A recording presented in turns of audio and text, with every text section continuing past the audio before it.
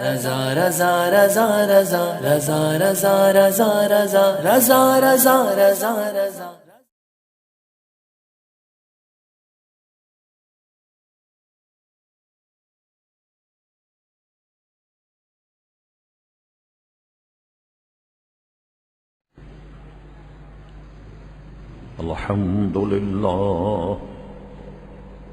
الحمد لله نحمده ونستعينه ونستغفره ونؤمن به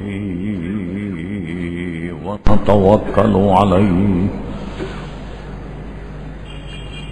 ونعوذ بالله من شرور أنفسنا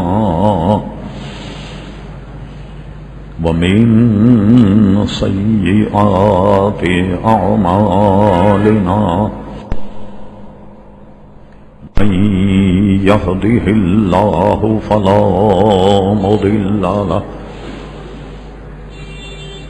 ومن يضلله فلا هادي له ونشهد أن لا إله إلا الله وحده لا شريك له ونشهد أن سيدنا ومولانا محمدا عبده ورسوله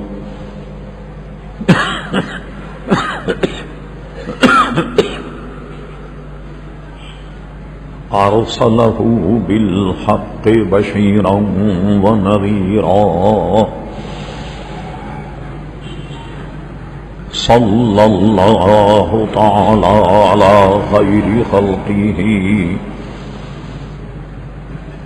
سيدنا محمد وآله وصحبه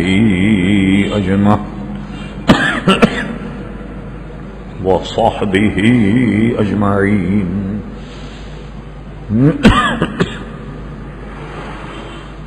أما بعد فأعوذ بالله من الشيطان الرجيم بسم الله الرحمن الرحيم قد جاءكم من الله نور وكتاب مبين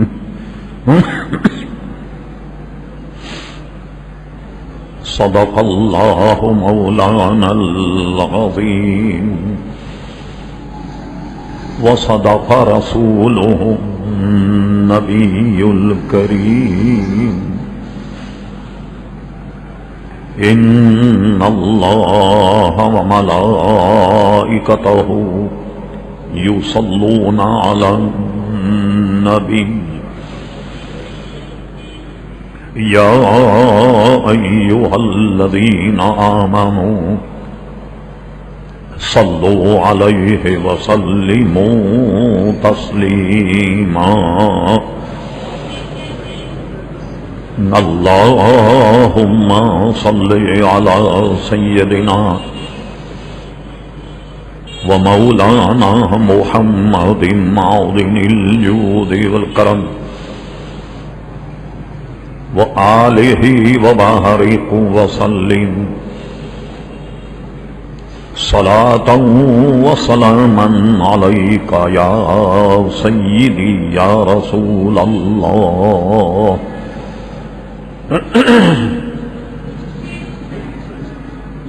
محترم حضرات، حمد و صلاۃ کے بعد قرآن مجید فرقان حمید سے ایک نہایت ہی معروف اور مشہور آیت مقدسہ تلاوت کرنے کا شرف حاصل کیا۔ قبل اس کے کہ کچھ عرض کیا جائے،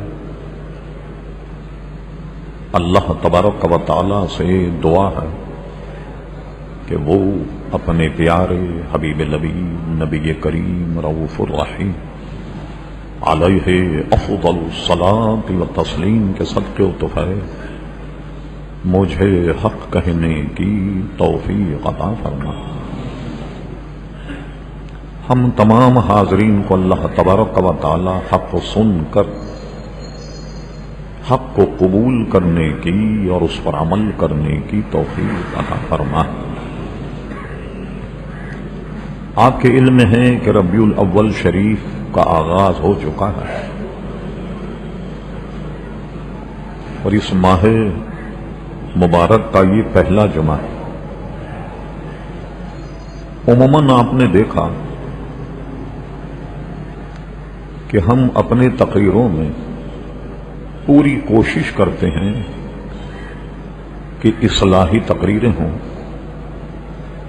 عمل کی جانب آپ کو رغبت دلائی جائے، منہیات بری باتوں سے بچا جائے، یا اسلامی تاریخ کے اعتبار سے بزرگان دین پر گفتگو کی جاتی ہے، اور بزرگان دین پر جب گفتگو ہوتی ہے تو ان میں یہ پہلو بھی سامنے رکھا جاتا ہے کہ ان بزرگان دین کی سیرت میں، ان کے کردار میں ہمارے لیے کہاں کہاں بھلائی ہے،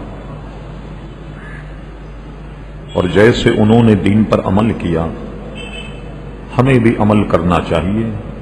صرف ان کی سیرت ہی نہیں، ان کے کردار پر بھی گفتگو اس امید پر کی جاتی کہ اللہ تبارک و تعالی ہمیں بھی عمل کی توفیق عطا فرمائے۔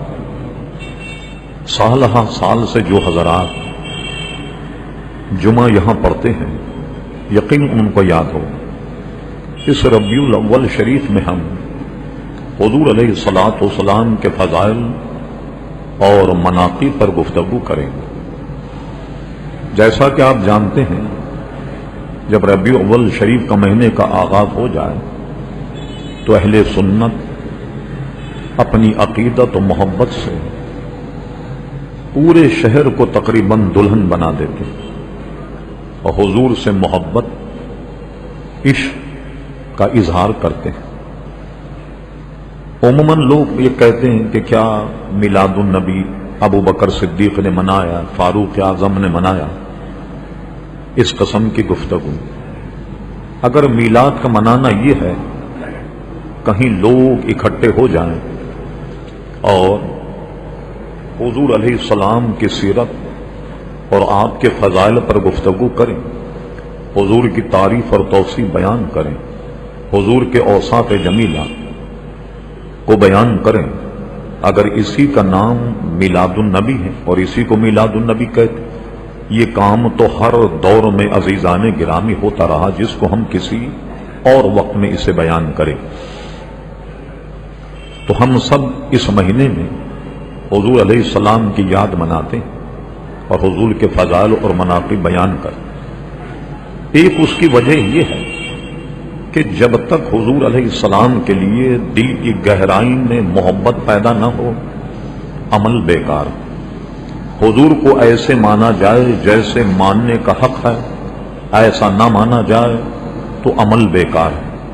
ایک بات کبھی اس غلط فہمی مت پڑیے گا آپ، جس کا مجھے اندیشہ ہے کہ ایسا آدمی جو بے راروی کا شکار ہے، کبھی نماز پڑھے نہ پڑھے، عمل نہیں کرتا، لیکن اس کے دل میں اگر ایمان ہے تو کل قیامت میں اگرچہ گناہوں کی سزا پالے لیکن نجات اس کا مقدر ہے۔ اس لیے حدیث شریف میں ہے کہ حضور علیہ السلام جب شفاعت فرمائیں تو ایسے آدمی کی شفاعت ہوگی اور وہ بھی جہنم سے نکالا جائے گا کہ جس کے دل میں رائی کے دانے کے برابر بھی ایمان ہو، وہ بھی نجات پائے گا۔ مگر کوئی شخص ایسی مثال نہیں دکھا سکتا کہ نماز بھی پڑھ رہا ہو، روزہ بھی رکھ رہا ہو، سارے عمل کر رہا، لیکن حضور علیہ السلام کا ادب اور احترام نہیں کر رہا اور وہ بخشا جائے۔ ایسی ایک مثال بھی آپ کو عزیزان گرامی نہیں ملے۔ بنیاد عقیدہ ہے، حضور کا ادب احترام ہے، ضروریات دین، اس سے انکار نہ کیا جائے۔ گناہگار تو ہم سب ہیں، اللہ تبارک و تعالی اپنی رحمت سے ہم گناہگاروں کی مغفرت فرما لے۔ آج ہم جو عنوان عرض کرنا چاہتے ہیں بڑا اہم اور اس کے دو پہلو، ایک تو یہ کہ جو آیت ہم نے تلاوت کی، ارشاد باری تعالیٰ وَقَدْ جَاءَكُم مِّنَ اللَّهِ نُورٌ وَكِتَابٌ مُّبِينٌ، بتحقیق اللہ کی طرف سے تمہارے پاس ایک نور آ گیا، وَكِتَابٌ مُّبِينٌ، اور تمہارے پاس ایک واضح کتاب آ گئی۔ حضور سے حسد اور بغض رکھنے والوں نے یہ ترجمہ کیا کہ نور سے مراد بھی اللہ تبارک و تعالی ہی کا کلام ہے، کتاب، اور کتاب و مبین سے مراد بھی قرآن مجید فرقان حمید ہی ہے۔ حالانکہ آپ اس آیت پر غور فرمائیے کہ قد جاءکم من اللہ نور، بتحقیق تمہارے پاس اللہ کی طرف سے ایک نور آیا، اور اس کے بعد اور کتاب و مبین، ایک واضح کتاب۔ معلوم ہوا کہ نور الگ ہے، کتاب الگ ہے، دونوں چیزیں الگ الگ۔ اب آئیے تفسیر کی طرف۔ حضرت عبداللہ ابن عباس رضی اللہ تعالیٰ عنہ، جن کو سید المفسرین کہا جاتا ہے، ہم نے کسی اور موقع پر مکمل ان کا تعارف کرایا کہ یہ حضور علیہ السلام کے سگے چچازاد بھائی، حضرت عباس جو حضور کے سگے چچا، یہ ان کے صاحبزادے ہیں۔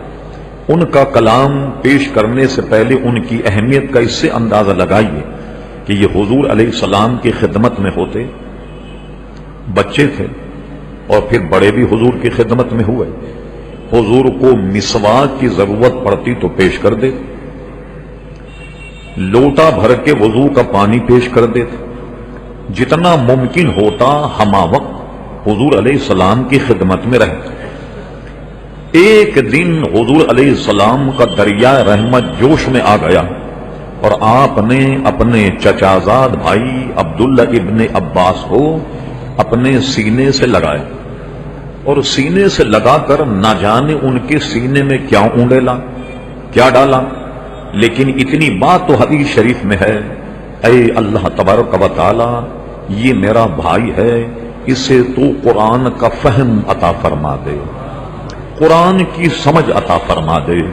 یہ جب حضور نے ارشاد فرمایا، حضرت عبداللہ ابن عباس مفسر اس لیے کہلائے کہ دور صحابہ کرام علیہم رضوان میں دو قرآن مجید فرقان حمید کی تفسیریں لکھ۔ ایک بہت بڑے عالم دین صحابہ تھے ابی ابن کعب، ایک تفسیر ان کی ہے جو شاید ایک صدی تک تو محفوظ رہی، پھر اس کی نقل نہ ہونے کی وجہ سے ہماری کم نصیبی کی وہ تفسیر ضائع ہو گئی، ورنہ دور صحابہ کی تفسیر ابی ابن کعب رضی اللہ عنہ کی، اور ایک تفسیر ہے حضرت عبداللہ ابن عباس کی، یہ اب تک قائم، اگرچہ اس کے بعض حصوں پر لے دے بھی ہوئی ہے، کلام بھی ہوا ہے، اور ہر کتاب پر کلام ہوتا ہے سوائے قرآن مجید فرقان حمید کے، کہیں نہ کوئی بشری تقاضے انسان کے آتے ہیں، لکھنے میں، کتابت میں، طباعت میں کہیں نہ کوئی خطا ہو بھی جاتی ہے، اور اس پہ بعض حضرات نے کئی مقامات پر گرفت بھی کی، مگر حضرت عبداللہ ابن عباس کی تفسیر اب تک موجود ہے۔ ان کا یہ جملہ ہمیں کتابوں میں ملتا ہے کہ جب حضور نے مجھے سینے سے لگا کر دعا کی تو مجھے قرآن میں اللہ نے وہ فہم عطا فرما دیا، وہ ادراک، وہ بینائی، وہ دانائی عطا فرما دی کہ اگر میرے اونٹ کی گردن کی رسی گم جائے تو میں اسے قرآن میں تلاش کر لوں گا۔ کتنی اہم بات، جو بصیرت انہوں نے قرآن سے پائی، یا قرآن مجید فرقان حمید میں جو بصیرت ہے، تو فرماتے ہیں کہ اونٹ کی گردن کی رسی گم جائے تو میں قرآن میں تلاش کر لوں گا۔ اب آئیے تفسیر ابن عباس میں، قد جاءکم من اللہ نور، یعنی محمدن صلی اللہ علیہ وسلم، فرماتے یہاں نور سے مراد نبی کریم علیہ الصلوۃ والسلام کی ذات ہے۔ جب موجود ہے قد جاءکم من اللہ نور، تو نور سے مراد حضور علیہ الصلوۃ والسلام کی ذات۔ اب کیا ہوا کہ دوسرے لوگوں نے بھی نور مانا، مگر ہم میں اور ان میں فرق کیا ہے؟ وہ کہتے ہیں کہ مانوی نور ہیں، حصی نور نہیں۔ کیا مطلب؟ جیسے حضور جب آئے تو ہدایت مل گئی لوگوں کو، یہ نور ہے، جیسے قرآن مجید فرقان حمید بھی نور ہے، جب قرآن مجید آیا تو اس سے ہدایت مل گئی۔ صحابہ کرام بھی نور ہیں کہ ان کی وجہ سے ہمیں ہدایت ملی. کیا مطلب ان کا کہ نور تو ہیں مگر مانوی نور ہیں اور حصی نور نہیں. ہم کیا کہتے ہیں کہ مانوی نور بھی ہیں اور حصی نور بھی ہیں، یعنی ہدایت والے بھی نور ہیں اور حضور علیہ الصلوۃ والسلام سے نور کا اظہار بھی ہوتا تھا. اور یہی وجہ ہے کہ نبی کریم علیہ الصلوۃ والسلام کا سایہ نہ سورج کی روشنی میں پڑتا نہ چاند کی روشنی میں پڑتا. اور ایک روایت یہ ہے کہ جناب حضور علیہ السلام جب چاند کی روشنی میں باہر آتے تو راوی کہتے ہیں کہ ہم نے دیکھا کہ حضور دھاری دھار جبہ پہنے ہوئے ہیں اور ہم نے دیکھا کہ آپ کی تابانی، آپ کی روشنی چاند پر غالب آ رہی. بعض روایتوں میں یہ ہے کہ آپ کی نورانیت سورج پر غالب آ رہی. یہ میں نہیں کر رہا، شیخ محقق شاہ عبدالحق محدث دہلوی کے مدارج النبوت ملاحظہ فرمائیے، اور اسی طرح امام جلال الدین سیوطی رحمۃ اللہ علیہ خصائص کبریٰ ملاحظہ فرمائیے، اور بے شمار کتابوں میں عزیزان گرامی اس کا ذکر آتا ہے. اور اسی طریقے سے رشید احمد گنگوہی صاحب نے اپنی کتاب امداد السلوک میں بھی استدلال اسی آیت سے کیا کہ قد جاءکم من اللہ نور، اس سے مراد نبی کریم علیہ الصلوۃ والسلام ہیں. اور پھر انہوں نے امداد السلوک میں یہ آیت بھی نقل کی کہ یا ایھا النبی انا ارسلناک شاہدا ومبشرا ونذیرا وداعیا الی اللہ باذنہ وسراجا منیرا. سراجا منیرا یعنی چمکا دینے والا چراغ، اور اعلی حضرت کا ترجمہ کیا چمکا دینے والا آفتاب. سب نے کیا کیا کہ چمک دینے والا یا روشنی دینے والا چراغ یا چمکانے والا چراغ، اور اعلی حضرت ترجمہ کیا کہ چمکا دینے والا سورج. ہم نے غور کیا کہ لوگوں نے تو یہ ترجمہ کیا کہ چمکا دینے والا چراغ، اور اعلی حضرت ترجمہ کیا کیا چمکا دینے والا سورج. غور کرنے کے بعد یہ بات سمجھ میں آئی، اگر حضور کو چراغ مانا جائے بہت توجہ کے ساتھ، اگر ہم ایک چراغ لائیں اور اس چراغ کو اس چراغ سے روشن کر لیں، اب مجھے بتائیے یہ چراغ اگر بجھ جائے اس کی روشنی تو جاری رہے گی یا نہیں؟ ایک بات. پھر یہ بتائیے کہ اس چراغ سے اس چراغ کو جب جلایا جائے، دونوں چراغ جل رہے ہوں، اب یہ جس چراغ کو اس سے روشن کیا گیا کیا یہ اس چراغ کا محتاج رہے گا؟ ہرگز نہیں رہے گا. اعلیٰ حضرت ترجمہ کیا چمکا دینے والا آفتاب. چاند بھی آپ دیکھیے ماہرین سے پوچھو، اور ہمارے یہاں بھی جو ماہرین ان کا بھی کہنا یہ، سائنس کا بھی کہنا یہ، چاند جو چمکتا ہے یہ سورج کی روشنی سے چمکتا. ستارے جو چمکتے ہیں سورج کی روشنی چمک. چاند کتنا ہی چمکے، ستارے کتنے ہی چمکے، مگر محتاج ہوں گے سورج کے. اس لیے دنیا میں جتنے بھی لوگ چمکے سب کے سب محتاج ہیں نبی کریم علیہ الصلوۃ والسلام. اس لیے ترجمہ کیا چمکا دینے والا آفتاب. لوگوں نے چمکا دینے والا چراغ اس کا ترجمہ کیا. غرض یہ تو ایک ضمناً بات آ گئی جب حضور علیہ السلام کے لیے فرمایا کہ چمکا دینے والا آفتاب یا چمکا دینے والا سورج، اور فرمایا قد جاءکم من اللہ نور، اللہ تبارک و تعالی نے آپ کو نور بنا کر کے بھیجا. تو عزیزان گرامی جب خود نہ چمکے تو دوسرے کو کیسے چمکائے؟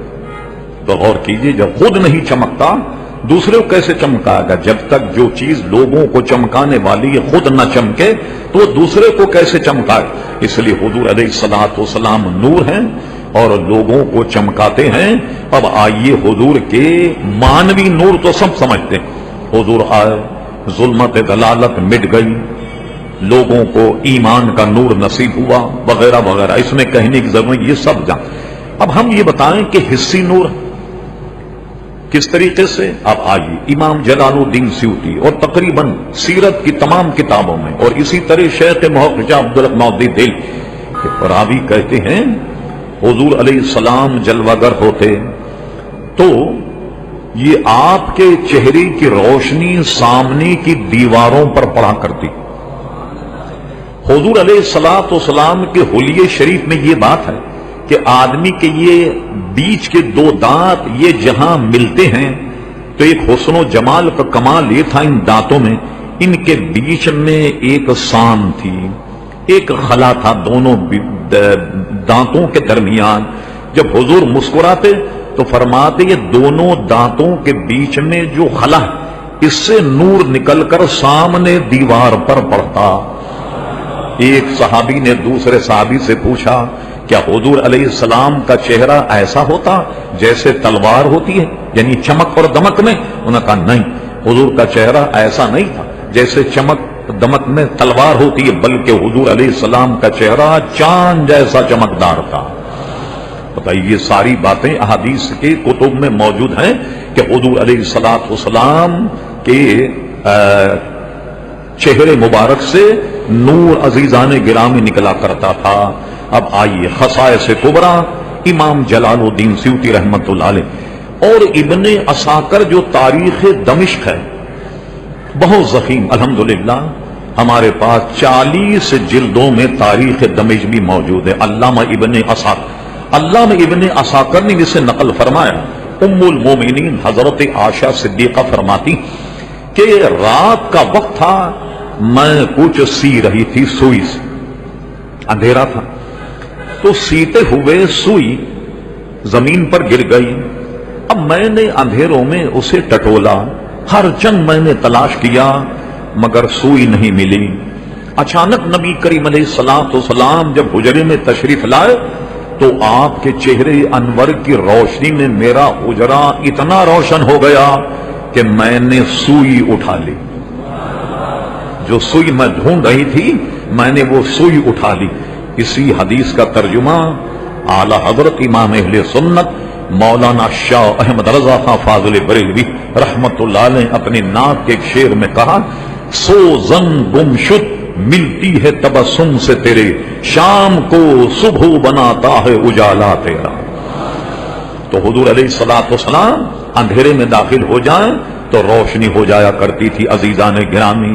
اب آئیے اس پہ ایک اعتراض وارد ہو گیا، وہ یہ ہے کتاب اللیل جب حضور تہجد کی نماز پڑھا کرتے، ام المومنین حضرت عائشہ صدیقہ فرماتی ہیں کہ کمرے میں اندھیرا ہوتا اور حضور علیہ السلام نماز پڑھتے۔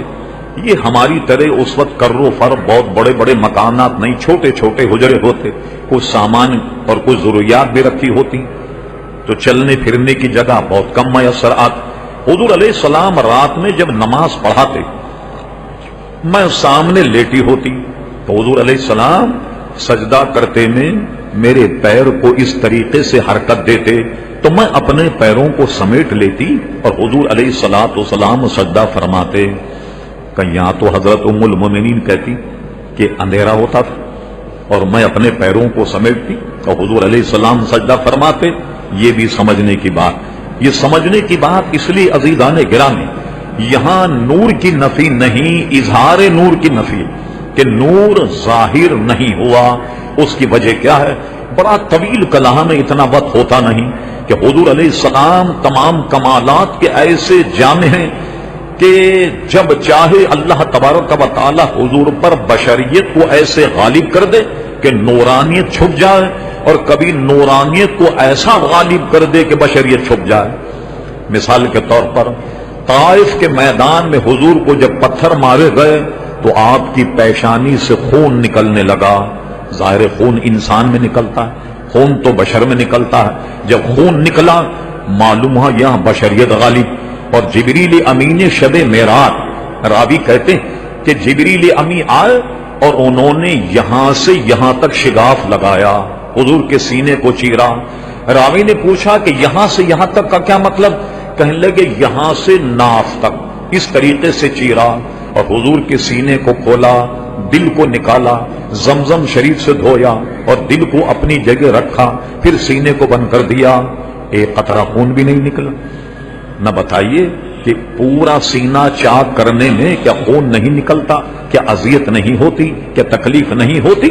اب کیسے اس میں تطبیق کریں گے ہم آہنگی کہ اس وقت جب جبریل امین نے سینہ چاک کیا تو اس پر حضور کی بشریت نورانیت اتنی غالب تھی کہ سبحان اللہ کوئی تکلیف ہی نہیں ہوئی۔ اور طائف کے میدان میں بشریت غالب کہ جب پتھر لگے تو حضور کے پیشانی اور جسم مبارک سے خون بھی بہنے لگا۔ تو کبھی بشریت کا غلبہ ہوتا ہے اور کبھی نورانیت کا غلبہ ہوتا ہے۔ نہیں صاحب، ہم تو حضور کو نور ماننے کے لیے تیار نہیں، ورنہ ام المومنین کہتے ہیں اندھیرا تو اس میں کمرہ کیوں روشن؟ میں اس کا جواب دوسرا دیتا ہوں۔ اب آپ اندازہ فرمائیے کہ فرشتے، یہ ہمارا بنیادی عقیدہ ہے کہ فرشتے نورانی مخلوق ہیں، اللہ تعالیٰ نے نور سے پیدا فرمایا فرشتوں کو، اور یہ قرآن مجید گواہ ہے، سینکڑوں احادیث مقدس گواہ ہیں کہ 2 فرشتے ہمارے کندھوں پر ہوتے ہیں۔ یہ تو ہمارا ایمان ہے یا نہیں؟ جو نیکی اور بدی کو لکھتے ہیں۔ یہ بتائیے کہ جب بتی چلی جائے، جب اندھیرا ہو جائے، کیا آپ انکار کریں گے فرشتے نوری مخلوق نہیں؟ اگر فرشتے نوری مخلوق ہوتے، یہ تو 2 ہمارے کندھے پر بیٹھے ہوئے، تو ہمارا مکان کیوں روشن نہیں ہوتا؟ پھر تو بجلی کی بھی ضرورت نہیں پڑے آپ۔ کیا وجہ کیا ہے کہ یہاں اظہار نور کی نفی ہے کہ نور ظاہر نہیں ہوا، یہ نہیں کہ فرشتے نور نہیں۔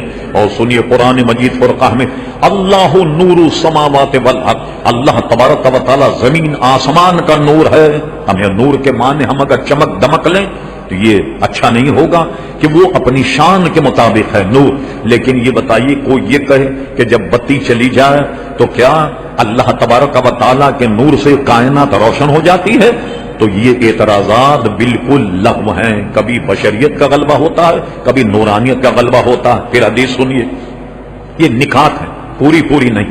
ایک مرتبہ حضرت فاطمہ رضی اللہ عنہا کے گھر حضور تشریف لے گئے، دروازہ کھٹکھٹایا، حضرت فاطمہ نے شکایت کی، یا رسول اللہ صلی اللہ علیہ وسلم 3 دن ہو گئے کہ کوئی لقمہ میرے پیٹ میں نہیں گیا، 3 دن سے میں نے کچھ کھایا نہیں۔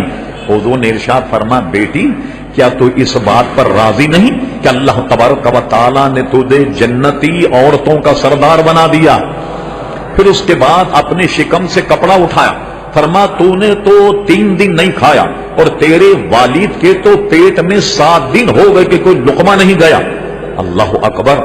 آپ نے دیکھا یہ بشریت کا تقاضا ہے، کیا مطلب یہاں بشریت غالب؟ اب آئیے جہاں نورانیت غالب ہے تو کیا ہے؟ حضور نے روزہ رکھا، اس کو کہتے ہیں وصلی روزہ، وصل دیدار کو بھی کہتے ہیں، وصل ملانے کو بھی کہتے ہیں، دیدار کو وصل اسی لیے کہتے ہیں کہ جناب اس میں آپ کی ملاقات آپ کے مخصوص سے ہو جائے، جو مراد ہے آپ کی اس سے آپ کی ہو جائے۔ اس کو غالب نے اردو ادب میں بھی کہا، یہ نہ تھی ہماری قسمت کے وصال یار ہوتا۔ وصال کا مطلب کیا ہے؟ ملنا، دیدار کرنا۔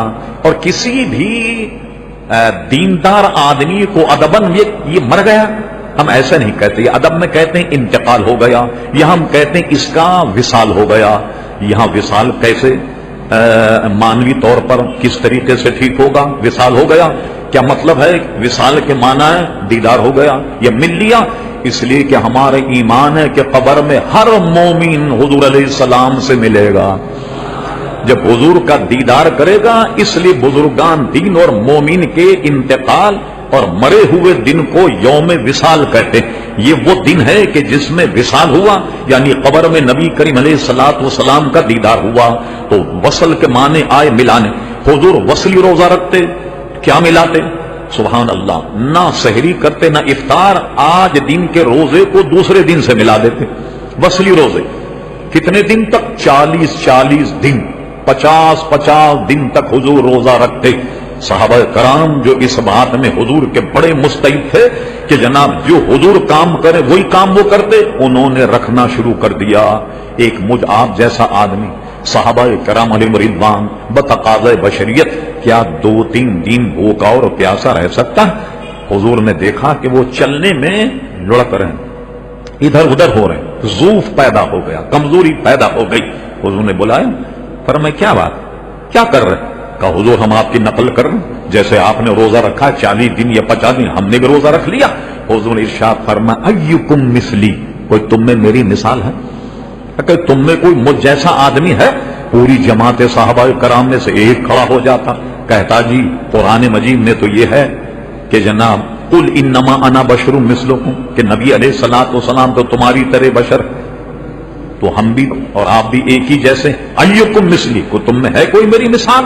صحابہ کرام پر سکوت طاری ہو گیا۔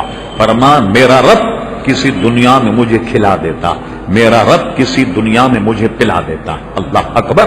تو آپ نے دیکھا وہاں پیٹ پر پتھر بندھا ہوا ہے، یہ بشری تقاضا. یہاں بشریت غالب، جہاں نورانیت غالب ہو تو وہاں جناب 40 دن تک حضور علیہ الصلوۃ والسلام کھانا تناول نہیں فرما رہے ہیں. تو کیا مطلب یہاں نورانیت کا غلبہ.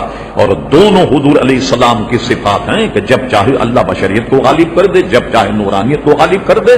تو اب یہ سارے اعتراض ختم ہو گئے کہ وہ کھاتے کیوں تھے، پیتے کیوں تھے، چلتے کیوں تھے وغیرہ وغیرہ، سارے اعتراض اس سے ختم ہو گئے. اب آئیے، چونکہ حضور علیہ الصلوۃ والسلام نور ہیں، اس لیے آپ کے جسم کا سایہ زمین پر نہیں پڑتا تھا.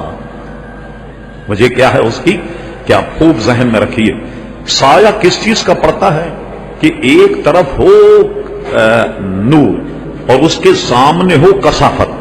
جب کثافت ہوگی تو جب ادھر سے نور ڈالیں، پیچھے اندھیرا ہے، اب سایہ زمین پر پڑے گا.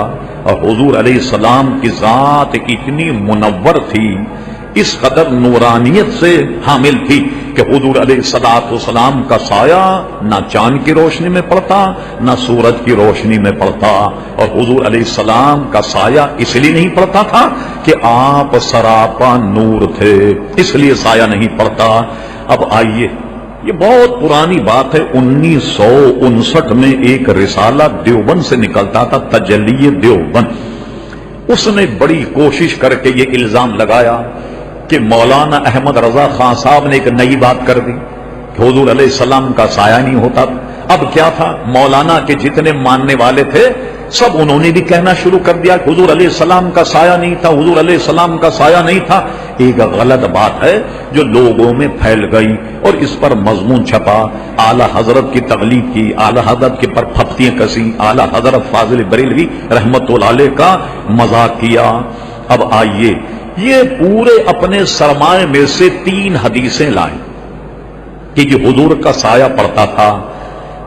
ام المومنین حضرت عائشہ صدیقہ نے فرمایا کہ میں نے دیکھا کہ میری طرف ایک ذل کہتے ہیں سائے کو عربی، وہ میری طرف آ رہا تھا اور وقت تھا نصف نہار کا، بالکل دوپہر کا وقت تھا. تو میں نے ایک ذل کو، ایک سائے کو آتا ہوا دیکھا.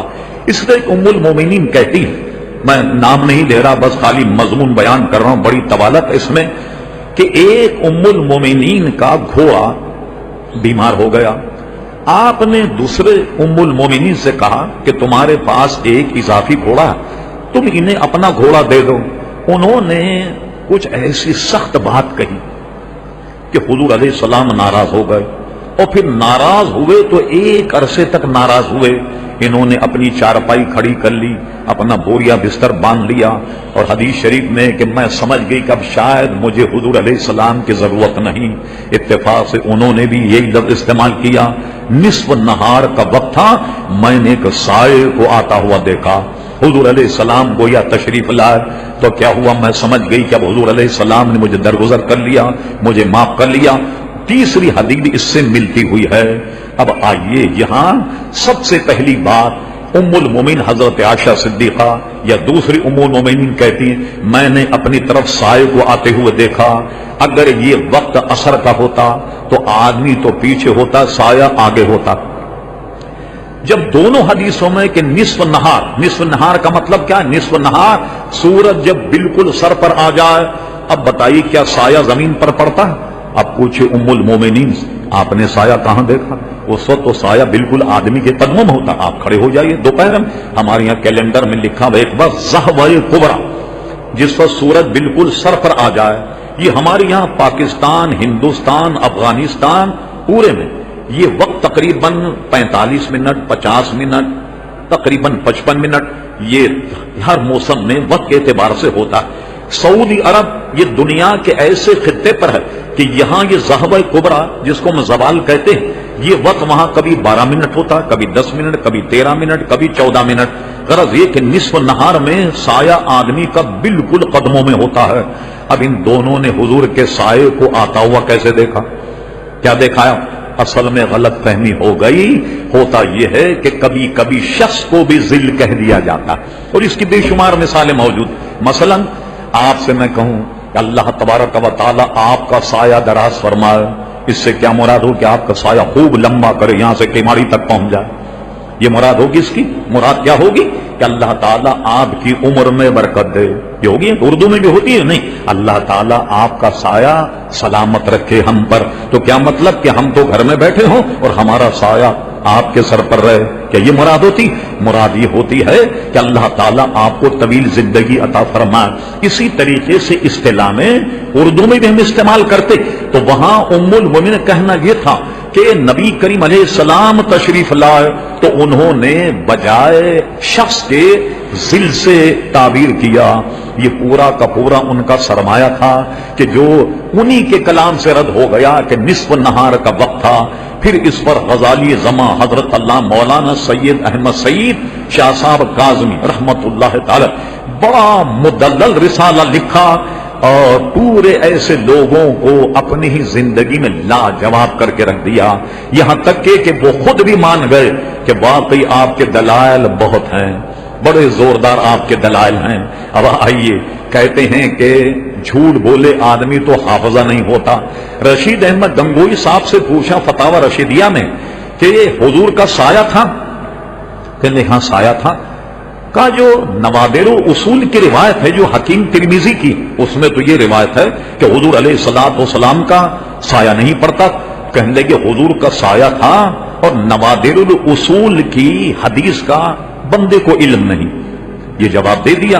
مگر رشید بن گنگوئی خود بھول گئے کہ اپنی کتاب وہ امداد السلوک میں بڑے دلائل کے ساتھ انہوں نے ثابت کیا کہ حضور علیہ الصلوۃ والسلام کا سایہ نہیں تھا۔ کیوں نہیں تھا سایہ؟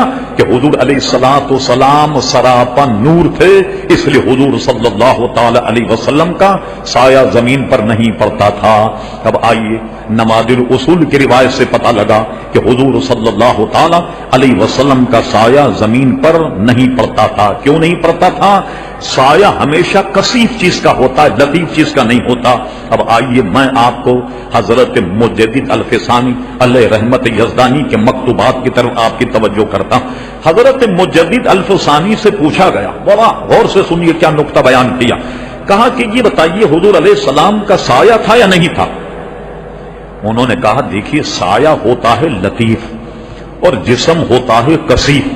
جب اللہ تبارک و تعالیٰ نے بڑے دو جملوں میں فارسی کی اس بات کو بیان کر دیا، سایہ ہوتا ہے لطیف اور جسم ہوتا ہے کثیف، اور ساری کائنات میں اللہ تبارک و تعالیٰ نے حضور علیہ الصلوۃ والسلام سے لطیف کوئی چیز پیدا نہیں فرمائی، تو حضور کے سایہ ہونے کا سوال ہی پیدا نہیں ہوتا۔ اگر حضور کا سایہ مانا جائے تو لازم یہ آئے گا کہ سایہ تو ہے لطیف اور جسم ہے کثیف، اور حضور علیہ الصلوۃ والسلام تمام انسانی جو غلاظت برائی ان سب سے بالکل پاک صاف اور طیب، ساری کثافت سے پاک طیب اور طاہر تھے۔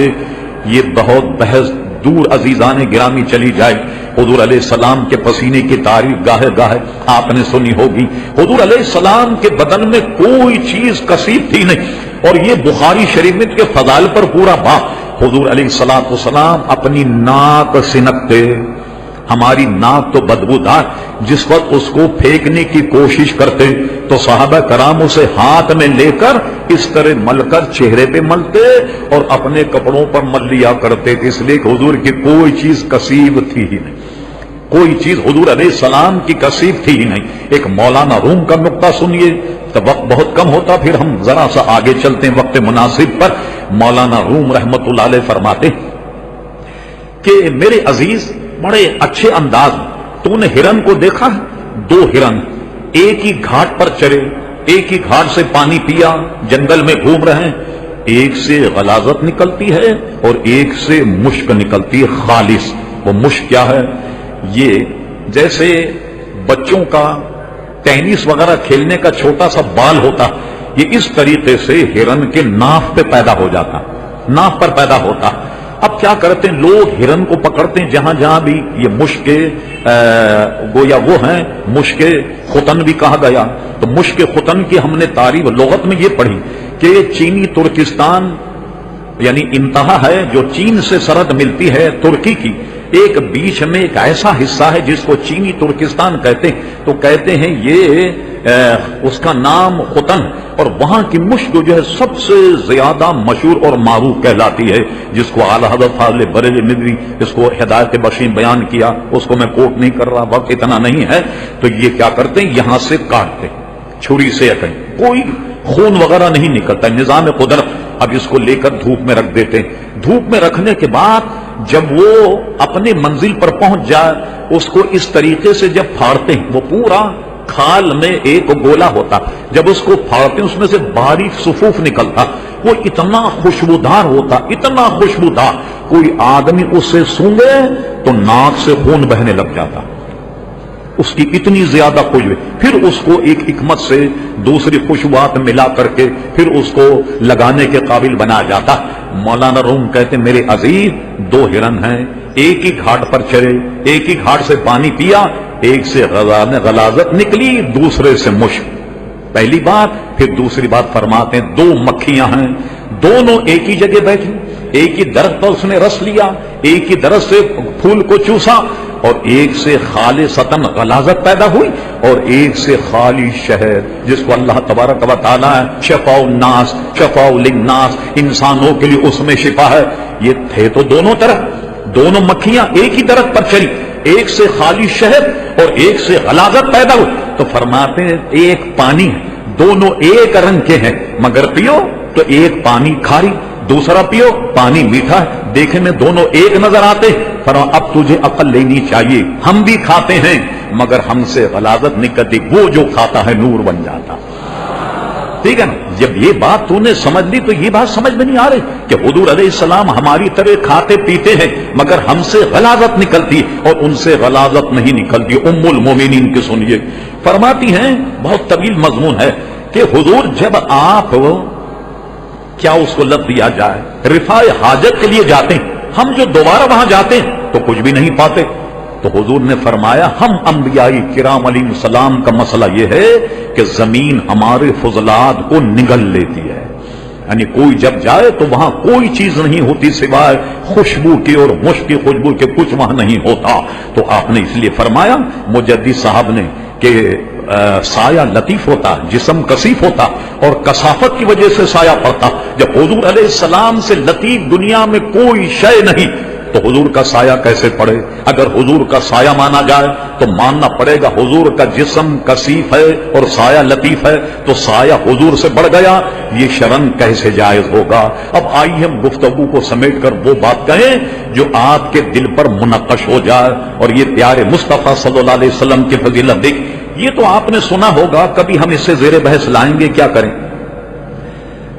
مضامین لمبے ہو جاتے ہیں۔ ایک حضور علیہ السلام کے عاشق جنہیں اویس قرنی کہا جاتا، یہ اپنی والدہ ان کی سخت علیل تھیں، حالانکہ حضور کے دور میں تھے مگر مدینہ شریف تشریف نہ حاضر نہیں ہو سکے، تو کیا ہوا؟